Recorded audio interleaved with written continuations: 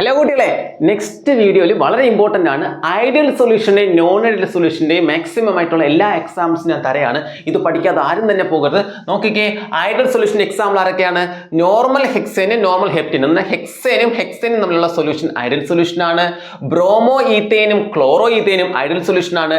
ബെൻസീനും ടൊളുവിനും ആയിട്ടുള്ള സൊല്യൂഷനും ഐഡിയൽ സൊല്യൂഷനാണ്. ഇനി നോൺ ഐഡിയൽ സൊല്യൂഷൻ ആണെങ്കിൽ രണ്ട് ടൈപ്പ് ഉണ്ട്.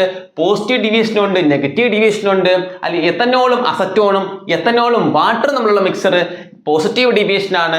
Phenol aniline, chloroform acetone, nitric acid water ഇവ തമ്മിലുള്ള മിക്സർ ഏതാണ്? നെഗറ്റീവ് ഡീവിയേഷൻ ആണ്.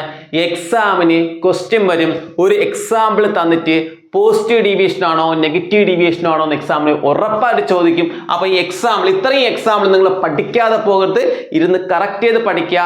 ഇത് പോസിറ്റീവ് ആണോ നെഗറ്റീവ് ആണോ എന്ന് ചോദിക്കും, എന്തുകൊണ്ടെന്നും കൂടെ ചോദിക്കും. അപ്പൊ നിങ്ങൾ എൻ്റെ ഒരു ഊഹം ശരിയാണെങ്കിൽ ക്ലോറോഫോം അസറ്റോൺ അല്ലെങ്കിൽ എത്തനോൾ അസറ്റോൺ ഈ വർഷം എക്സാമിന് കിട്ടും.